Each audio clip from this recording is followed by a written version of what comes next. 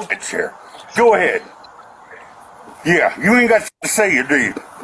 You're pissing me off. I don't understand Do what not I tell did. me what to do. I don't know what Period. I said. Well, I'll tell you, you didn't say any goddamn thing. I'm telling you now, you're a fucking cop, and I don't like talking to cops. Okay. And then you're telling me where I can and can't stand, and then you're trying to make me go sit down and telling me I can't go back in my fucking house. Who the fuck are you to tell me anything?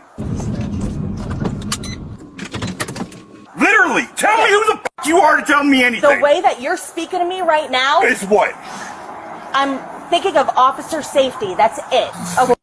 You. What do you mean? That's what I mean. Okay. Is fuck you. And fuck you, if you look at this, you too. If you could talk, all right.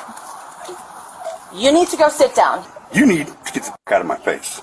And do not step towards me again. I'm not playing with you. Go sit down. Go fuck yourself. I'm not sitting down.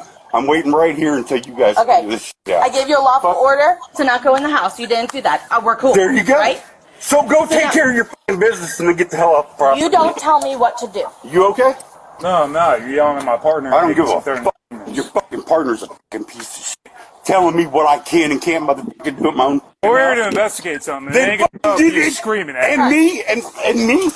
Man, look. We got fighting. I'm not fucking. Listen, stop.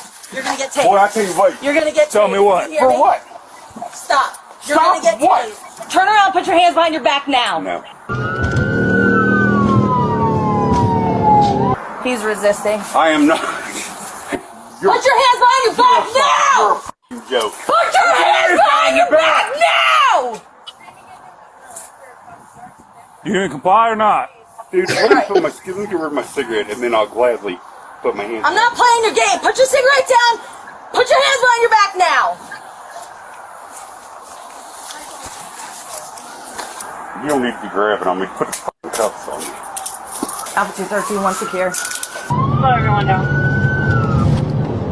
Let's go. We're going to my car. For what? Am I under? Matter.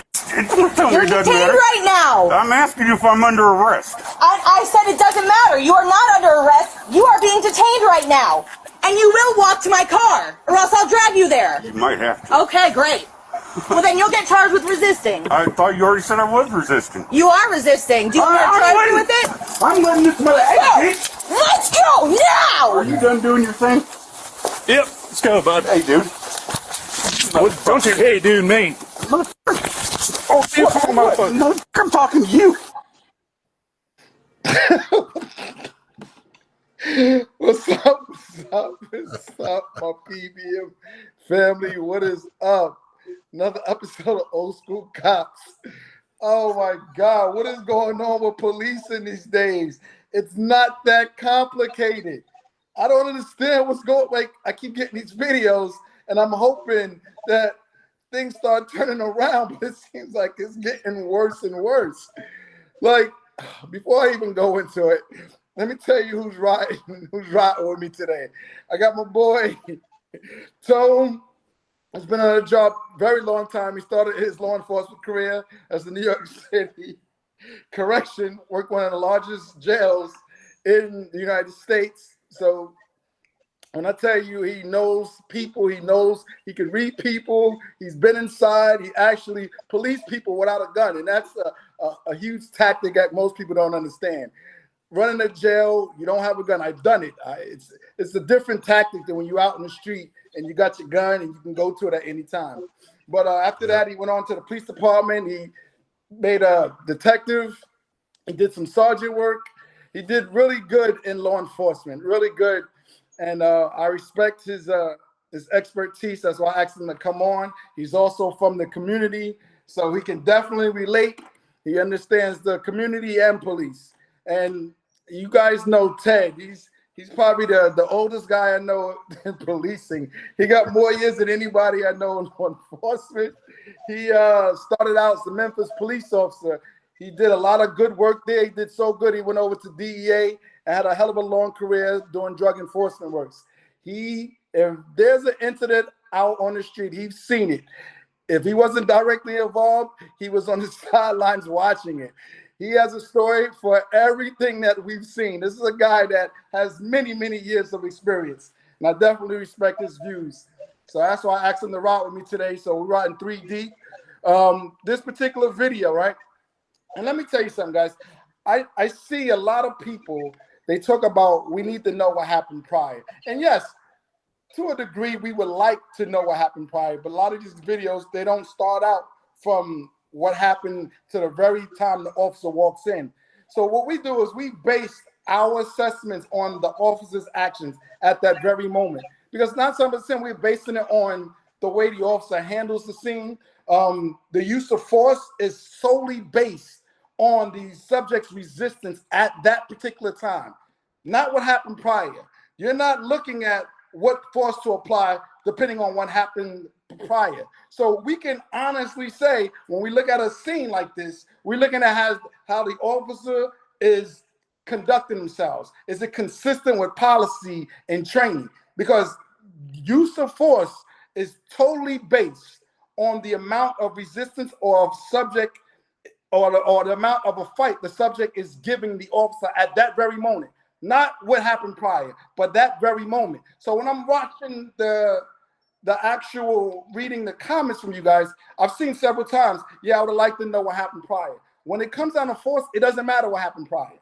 It means the policy states force is applied based on the current at that very moment, the fight or resistance. So keep that in mind. So we're judging the officer's actions, not the subject, the officer's actions. And the reason why is we've done the job. You know, I have a lot of years in training. I became a trainer, international trainer. I went over to Afghanistan. I built police programs. I trained the Afghan National Police. I know police training and policies when it comes down to how to apply force. And it's never based on what happened prior. So when we look at this scene, I can honestly say that female officer's communication was horrible. Why are you tasing somebody that you're not taking into custody? What are you doing? It seems like she was more getting involved in a pissing match. And then the officer, her partner, shows up, and you could see sometimes an officer, the communication is broken down. You're not getting through. Whatever reason, the subject is not feeling you. It's not communicating when you're. He totally went to the other officer with a different tone. And what did that idiot do? I don't like how you talking to her. What are you doing? You already got him already kind of de-escalating to you. The female should have just backed up and let him handle it. All she had to do was step aside and go, hey, what's going on? All he had to do was say, hey, what's going on? Like, we got a call. This is what's going on. If he has a problem with her, just let her take the back seat. You need to try to fix whatever the problem is, not try to protect her in the sense of, I don't like the way you talking to my partner. What do you fuck? It's a gang? What the fuck are you talking about? You're professional trained officers. I don't know how many times I played the front one, the first one on scene, then all of a sudden, especially female officers, guys normally are cooler with female officers than they are male because they don't feel like there's a challenge there. They're more inclined to go, I want to talk to her. She steps up, I steps back, I'm watching it, then I'm letting her kind of keep the scene under control. You're trying to bring calm to the situation. He just jumps in and just carries the same energy that she was carrying. Her communication was bad. I give her F. You're threatening to tase somebody who's not even in custody. She said, I've never heard it. And you guys can help me understand this because we all have different experiences. Do you tase somebody that's not under arrest? Do you tase somebody because there's no crime? Why am I using force on somebody that I'm not trying to take in custody? I've never heard, like, this is the most craziest thing. Ted, please help me out. Help me understand this. Well, you know, the first issue is why is she there by herself? Why is she threatening the guy by herself? If anytime you want to be calm, it's when you're by yourself. And then the second thing that bothered me was the fact that folks were rolling cold blue. She's not in a fight. If they wrecked their car and they got to justify why they were rolling with the lights on and running folks off the road, that's not going to make it. So she's going to get in trouble a second time. The third thing is, looks like he's intoxicated. And the one thing you don't do is you don't argue with a drunk. You talk calmly and you try to be as smooth as you possibly can because they're not going to listen to you half the time. No way. And realistically, what I always try to do is try to get them in come on my turf. Let's go out here up front so everybody can see us. You know, let's go out here and have a conversation, man. What's your drink? What you been sipping on today? Do something to change the conversation. Right away, she's threatening. So I agree with you. The communication sucks. And when the second guy got there, he could have handled it a little bit better. Especially when he was rolling cold blue. I just thought he was going to walk up in there and go off the deep end. Instead, he was just as confused as she was. So let's put the icing on the cake. It's a training issue, Joe. It's a scenario training issue. You should have these scenarios presented to you in a way that you can understand how to de-escalate a situation and how to respond when you get there. And there's an argument, not a fight, an argument. You're arguing with a fence post. It don't listen and it's not going to talk back. So you may as well just go on and do what you got to do. Hey, Tone, help us out, brother, because I'm confused. We tasing people that's not in custody. Like I don't get it. I'm putting you in cuffs, put you in my car to detain you. Like what am I doing? Like, help me out, Tone. You respond to a call as such. All right. Why am I here? We don't know why am I here. But as a law enforcement officer, do I have PC? Is there a crime that has been committed? No crime has been committed. The officer even says you're being detained, but he committed no crime. She escalates the situation. The partner arrives and just piggybacks off her and continues to escalate the situation. That is totally wrong. I probably would have engaged in a conversation with this gentleman, figured out that I didn't have a crime, and told him to go in the house and have a good night. I don't understand. I didn't see it. I just didn't see any reason for any type of force. You know, I'm going to tase you without you even committing a crime. I don't even understand what happened. I'm really confused at what I just saw. And it's really sad. But, you know, the problem, and I think Ted mentioned it, it's like, is it training? Ted, is it training, or could it be possibly that we're not recruiting qualified people to handle this type of job? You're on it. So you're on it. There's something going on. 100%. We've lowered the standards, and because we've lowered the standards, we're getting folk that just want a job and they want to be a policeman. They don't really want the job. They just want that check, and they get by with it. But you're right that we've lowered the standards, and because we're getting the low hanging fruit. Yeah, it seems like it, because if you sit back and watch this, and you could take, like, if our tech guy Dave, right, could just blank out everybody's clothes, it would just look like three people drunk standing there just arguing with each other. Like, I was trying to figure out, like, what the hell is she talking about? Like, You're right. So you're right, Joe. Like, I didn't even understand what she was doing. You there? You're trying to. I mean, in essence, we go right when people call. They're at their worst. We're supposed to be problem solvers, right?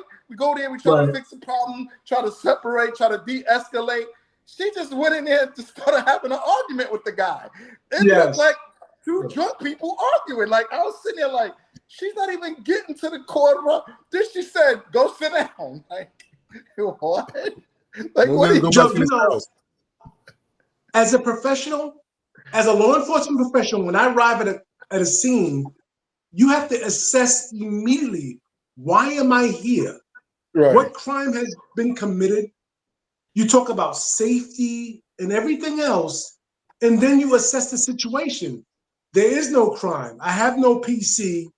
And then you don't escalate the situation. Right. You then de-escalate, and you hope to send that man in his house to bed on a good night. Right. That's it. There's nothing else you can do. That's it. You had a way. Listen, and you had a way out. When the partner came up, he was through with her. He even toned down. He's like, "Hey, what you? I don't like how you." I was like, "Stupid! Like, what are you doing?" He gave you the out. Like, de-escalate, bring it down. Like, and I don't like how you talking to my partner. The other cop threw flames He threw fuel into the flames. Wait, what? Unbelievable. We needed another officer there to actually bring all three of them down. Yes. That shit didn't make Here's the no question. Here's the sense. question, Joe. Here's the question. Who's the senior officer? It was her. You Who's see, the guy right? supposed to be controlling the scene? She was the senior officer. That's why he took the position of, I don't like how you talking to my officer. She had the stripes. He didn't. It looked like she had maybe corporal stripes or something. To me, Joe, the senior officer at the scene was a drunk guy. He was the senior officer at the scene. Unbelievable. Unbelievable. He knew about the law than they did, right? Yeah, you got a point. You got a point. Embarrassing. It's embarrassing. Yes. Yo, let's close this out, man. This is crazy. Yo, listen, people, your fight's on the side of the road. We have these moments. You send in a video. You got a bunch of experts in the field. We know the field. We know the community. So we do know what we're talking about. We've been there. We've done that. We like to tell you guys, this platform is the Save a Life platform, right? And we try to give some PSAs. Listen, never argue on the side of the road. Officers have the home court advantage on that side of the road. Your fight is in the courtroom. Please stop fighting with officers on the side of the road. You wins hands down. Sometimes you don't even make it home and you leave your family to actually fight for justice for you. I'd rather for you to get home to your family, take it to the courtroom. More officers are being prosecuted, fired, suspended because the cameras, and they're making it home. So we are seeing more justice than we've never seen before. So use that. Take it to the courtroom. And Kendra Pringle, thanks for the videos. She's on it. She's been sending a lot of videos. So I said I'm gonna start giving shout outs to the ones who do send a lot of videos to me. And I appreciate the support. And y'all be safe. See you next video.